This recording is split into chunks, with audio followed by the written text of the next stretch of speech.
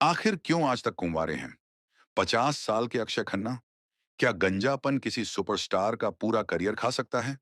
क्या ऐश्वर्या राय और करिश्मा कपूर जैसी दिग्गज अभिनेत्रियों के साथ नाम जुड़ने के बावजूद एक इंसान पूरी जिंदगी अकेले रहने का फैसला कर सकता है? और आखिर कैसे 11 बैक टू बैक फ्लॉप फिल्में देने वाला एक भुला दिया गया सितारा आज 2025 में इंडियन सिनेमा का ऑरा मैन और भारत का किलियन मर्फी बन गया है? दोस्तों, आज हम बॉलीवुड के उस सबसे रहस्यमयी और अंडररेटेड एक्टर की कहानी की परतें खोलने जा रहे हैं, जिसने कभी स्टारडम के पीछे भागना छोड़ दिया था, लेकिन आज स्टारडम खुद उसके पीछे भाग रहा है। ये कहानी है विनोद खन्ना के बेटे अक्षय खन्ना की, जिसके पास ना कोई पीआर एजेंसी है, ना सोशल मीडिया अकाउंट, लेकिन फिर भी क्यों आज हर जुबान पर उन्हीं का नाम है। अक्षय खन्ना की कहानी को समझने के लिए हमें उस दौर में जाना होगा जब उनके पिता विनोद खन्ना का स्टारडम 7वें आसमान पर था। 1975 में जब अक्षय का जन्म हुआ, तो उन्हें चांदी का चम्मच तो मिला, लेकिन वो कांटों से भरा था। अक्षय का बचपन किसी फिल्मी ड्रामे से कम नहीं था। जब वह महज 5 साल के थे, उस उम्र में जब एक बच्चे को पिता के कंधे की सबसे ज्यादा जरूरत होती है, विनोद खन्ना ने सब कुछ छोड़ दिया। वह सेक्सी सन्यासी बन गए और ओशो यानी आचार्य रजनीश के पीछे पागल होकर अपना परिवार, अपना करियर और अपने बच्चों को मुंबई में छोड़कर अमेरिका के ओरेगोन चले गए। घर पर रह गई उनकी पहली पत्नी गीतांजलि और दो छोटे बेटे अक्षय और राहुल। उस 5 साल के बच्चे के लिए यह समझना नामुमकिन था कि आखिर सन्यास किस बला का नाम है और क्यों उसके पिता ने उसे त्याग दिया। इसी दौरान विनोद और गीतांजलि का तलाक हुआ और विनोद खन्ना ने बाद में कविता से दूसरी शादी कर ली, जिनसे उन्हें दो और बच्चे साक्षी और श्रद्धा हुए। इस पारिवारिक उथल पुथल और पिता की गैर मौजूदगी ने अक्षय के अंदर एक गहरा खालीपन भर दिया, जिसने उन्हें एक बहुत ही शांत, अंतर्मुखी और ऑन बॉल इंसान बना दिया। जब विनोद खन्ना वापस लौटे, तो उन्हें अपने किए का पछतावा था या बेटे के करियर को बनाने की जिद, यह कहना मुश्किल है। लेकिन 90 के दशक में उन्होंने ठान लिया कि वह अक्षय को बॉलीवुड का सबसे बड़ा लॉन्च देंगे। फिल्म का नाम था हिमालय पुत्र, जो सिर्फ एक फिल्म नहीं, बल्कि विनोद खन्ना का एक जुनूनी प्रोजेक्ट था। विनोद खन्ना की दीवानगी का आलम यह था कि वह इस फिल्म के लिए कोई आम चेहरा नहीं चाहते थे। किस्सा मशहूर है कि फिल्म की हीरोइन ढूंढने के लिए विनोद खन्ना ने भारत की लड़कियों को रिजेक्ट कर दिया था और लंदन पहुंच गए थे। वहां उन्होंने बाकायदा अखबारों में इश्तहार दिया और सैकड़ों लड़कियों का ऑडिशन लिया। तब जाकर उन्हें अंजला जावेरी मिली। इतना पैसा, इतनी मेहनत और लंदन तक की दौड़ भाग, ये सब सिर्फ इसलिए था ताकि दुनिया देख सके कि विनोद खन्ना का बेटा आ रहा है। लेकिन कुदरत का खेल देखिए।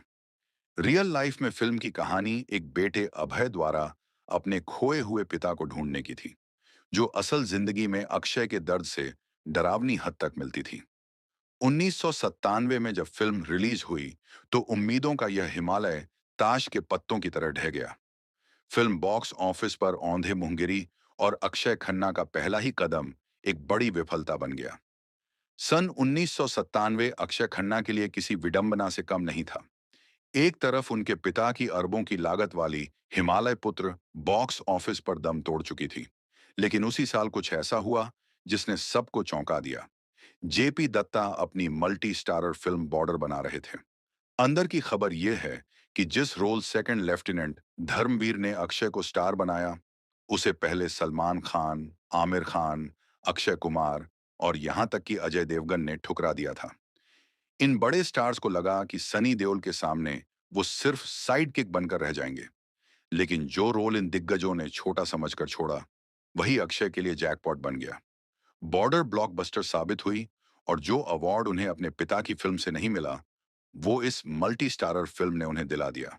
लेकिन बॉलीवुड इतनी आसानी से किसी को सिर पर नहीं बिठाता। बॉर्डर की सफलता के बाद अक्षय पर शनि का ऐसा साया पड़ा कि उन्हें इंडस्ट्री में बॉक्स ऑफिस पॉइजन कहा जाने लगा। 1997 से 1999 के बीच डोली सजा के रखना, लावारिस और कुदरत जैसी लगातार आधा दर्जन फिल्में डिजास्टर साबित हुईं। लोग कहने लगे थे कि यह लड़का सिर्फ मल्टी स्टारर में चल सकता है, अकेले अपने दम पर फिल्म हिट कराना इसके बस की बात नहीं। तभी एंट्री हुई शोमैन सुभाष घई की और फिल्म थी ताल। ताल में अक्षय का किरदार मानव इतना रईस और क्लासिक था कि उन्होंने अनिल कपूर जैसे दिग्गज के सामने भी अपनी अलग पहचान बना ली। और सिर्फ स्क्रीन पर ही नहीं, ऑफ स्क्रीन भी अक्षय का दिल कहीं और धड़क रहा था।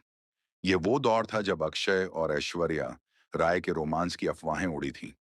खुद अक्षय ने बाद में करण जौहर के शो पर यह कबूल किया कि वह ऐश्वर्या की खूबसूरती से इस कदर मंत्रमुग्ध थे कि पागलों की तरह लाइक अ ल्यूनेटिक उन्हें घूरते रहते थे। उन्होंने ऐश्वर्या को इंडस्ट्री की सबसे सेक्सी लड़की बताया था। उस वक्त सलमान खान के साथ जुड़ने लगा था, लेकिन ताल ने अक्षय को फ्लॉप फिल्मों के दलदल से बाहर निकालकर वापस ए लिस्टर्स की लाइन में खड़ा कर दिया। सन 2001 में आई दिल चाहता है ने बॉलीवुड को देखने का नजरिया बदल दिया। लेकिन इस फिल्म के पीछे की कास्टिंग का ड्रामा किसी थ्रिलर से कम नहीं था। फरहान अख्तर की पहली पसंद के मुताबिक जो आकाश का बेफिक्र किरदार आमिर खान ने निभाया, वो असल में अक्षय खन्ना के लिए लिखा गया था और ऋतिक रोशन को शान सिट बनना था। लेकिन बॉलीवुड में बड़ी मछलियां अक्सर छोटी मछलियों का दाना खा जाती हैं। जब ऋतिक ने फिल्म छोड़ी और आमिर खान की एंट्री हुई, तो आमिर ने साफ कह दिया कि उन्हें आकाश का ही रोल करना है। ऐसे में किसी भी स्टार किड का ईगो आड़े आ सकता था, लेकिन अक्षय ने बिना किसी नखरे के चुपचाप सिड का रोल स्वीकार कर लिया। और देखिए, किस्मत का खेल फिल्म में मजे सारे आमिर और सैफ ने किए, लेकिन इज्जत और अवार्ड अक्षय खन्ना ले गए। एक तलाकशुदा और शराबी महिला डिंपल कपाड़िया से प्यार करने वाले एक अंतर्मुखी लड़के का किरदार निभाकर उन्होंने साबित कर दिया कि वह अपनी उम्र से कहीं ज्यादा परिपक्व थे। लेकिन जहां स्क्रीन पर वह परिपक्व हो रहे थे, वहीं असल जिंदगी में वह एक ऐसे शारीरिक और मानसिक आघात से गुजर रहे थे जो किसी भी हीरो के लिए मौत समान होता है। गंजापन। सोचिए, एक लड़का जो सिर्फ 19 से 20 साल का है, जिसका पूरा करियर उसके चेहरे और लुक्स पर टिका है, उसके बाल मुट्ठियों में भरकर झड़ने लगे। अक्षय ने बाद में अपने इस दर्द को बयां करते हुए कहा था कि यह ऐसा था जैसे किसी पियानिस्ट पियानो वादक की उंगलियां काट दी जाएं। वह सुबह उठकर आईने में खुद को देखते और महसूस करते कि उनकी जवानी और करियर रेत की तरह फिसल रहा है। इंडस्ट्री के लोग जो कल तक उनकी खूबसूरती की कस्में खाते थे, अब दबी जुबान में उनके विग और हेयर ट्रांसप्लांट की बातें करने लगे थे। इसी हीन भावना ने शायद उन्हें रोमांटिक हीरो बनने से रोका और वो विलन या कैरेक्टर रोल्स की तरफ मुड़ गए, जो अनजाने में उनके लिए वरदान साबित हुआ। और अगर करियर और लुक्स का तनाव काफी नहीं था, तो उनकी निजी जिंदगी में एक बहुत बड़ा दिल टूटने वाला हादसा हुआ। 90 के दशक के अंत में जब करिश्मा कपूर का अजय देवगन से ब्रेकअप हुआ था, तब उन्हें अक्षय खन्ना में एक सहारा मिला था। बात डेटिंग से आगे बढ़कर शादी तक पहुंच गई थी। करिश्मा के पिता रणधीर कपूर को अक्षय बहुत पसंद थे और उन्होंने खुद विनोद खन्ना के घर रिश्ता भेजा था। दोनों खानदान तैयार थे। पत्रिकाएं छपने ही वाली थीं, लेकिन फिर एंट्री हुई विलेन की। करिश्मा की मां बबीता। बबीता उस वक्त करिश्मा के करियर की डोर अपने हाथ में रखती थी। उन्होंने देखा कि उनकी बेटी नंबर वन हीरोइन है और अक्षय खन्ना की फिल्में लाइन से फ्लॉप हो रही हैं। एक क्रूर व्यावहारिक फैसला लेते हुए बबीता ने अपनी बेटी के सुरक्षित भविष्य के लिए प्यार की बलि से चढ़ा दी और यह रिश्ता हमेशा के लिए टूट गया। यह बॉलीवुड का वो कड़वा सच था जिसने अक्षय को यह सिखा दिया कि यहाँ इश्क भी बॉक्स ऑफिस कलेक्शन देखकर किया जाता है। बॉलीवुड में कहावत है कि यहाँ कोई किसी का सगा नहीं होता, और अक्षय खन्ना के साथ जो 2007 में हुआ, वो इस कहावत का सबसे बड़ा सबूत है। यह किस्सा उनके करियर का सबसे बड़ा व्हाट इफ, यानी क्या होता अगर वाला क्षण है। उस साल लेखक अमोल गुप्ते ने एक फिल्म लिखी थी, तारे जमीन पर। गुप्ते के दिमाग में डिस्लेक्सिक बच्चे के संवेदनशील टीचर राम शंकर निकुंभ के रोल के लिए सिर्फ और सिर्फ अक्षय खन्ना का चेहरा था। अक्षय की दिल चाहता है वाली आर्टिस्टिक इमेज इस रोल के लिए एकदम फिट थी। अमोल गुप्ते आमिर खान के पास सिर्फ इसलिए गए थे ताकि वो उन्हें अक्षय खन्ना से मिलवा सकें या उनका नंबर दे सकें। लेकिन यहां एक ऐसा खेल खेला गया जिसे सुनकर आप दंग रह जाएंगे। आमिर खान, जो अक्षय के अच्छे दोस्त माने जाते थे, अमोल गुप्ते से कहा कि पहले मुझे स्क्रिप्ट सुनाओ। जैसे ही आमिर ने स्क्रिप्ट सुनी, उन्हें अंदाजा हो गया कि यह फिल्म इतिहास रचने वाली है। उन्होंने न सिर्फ फिल्म को प्रोड्यूस करने का फैसला किया, बल्कि वो रोल जो अक्षय के लिए लिखा गया था, खुद ले लिया। सबसे हैरान करने वाली बात यह थी कि यह सब अक्षय की पीठ पीछे हुआ। जब तक अक्षय को भनक लगती, फिल्म की शूटिंग शुरू हो चुकी थी। बाद में खुद आमिर खान ने अक्षय से मुलाकात की और बिना किसी शर्मिंदगी के कबूल किया। अक्षय, मुझे स्क्रिप्ट इतनी पसंद आई कि मैंने अमोल को तुम्हारे पास आने ही नहीं दिया और मैंने फिल्म खुद कर ली। सोचिए, आपके हाथ से एक नेशनल अवार्ड विनिंग फिल्म छीन ली गई हो और छीनने वाला आपका अपना दोस्त हो।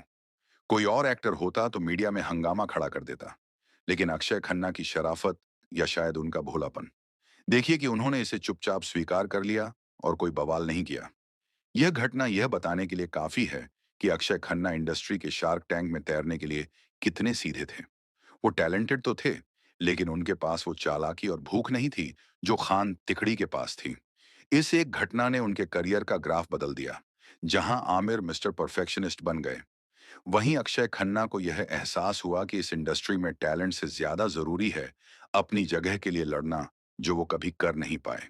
इसी दौर में उन्होंने गांधी माय फादर जैसी बेहतरीन फिल्में भी की, लेकिन बॉक्स ऑफिस को तो सिर्फ मसालेदार नंबर्स की भाषा समझ आती थी और धीरे धीरे अक्षय रेस में पिछड़ते चले गए। इसके बाद का दौर यानी 2008 से 2011 तक का समय अक्षय के करियर का वो काला अध्याय था, जहां वो मल्टी स्टारर फिल्मों की भीड़ में खो गए। उन्हें समझ नहीं आ रहा था कि वह किस दिशा में जाएं। उन्होंने रेस 2008 की, जिसमें उनकी एक्टिंग की तारीफ तो हुई, लेकिन सारी लाइमलाइट सैफ अली खान ले गए। प्रियदर्शन, जिन्होंने उन्हें कॉमेडी स्टार बनाया था, उन्होंने भी आक्रोश 2010 में उन्हें अजय देवगन के साथ कास्ट किया। आक्रोश में अक्षय ने एक करप्ट पुलिस वाले का रोल इतनी शिद्दत से निभाया था कि देखने वालों के रोंगटे खड़े हो गए। लेकिन फिल्म की मार्केटिंग और गलत रिलीज टाइमिंग की वजह से ये बेहतरीन फिल्म भी बिना शोर मचाए फ्लॉप हो गई। हद तो तब हो गई जब उन्होंने 2010 में फराहा खान की 30 मार खान की। इसमें उन्होंने एक ऑस्कर ऑन ऑब्जेक्ट एक्टर का रोल किया था।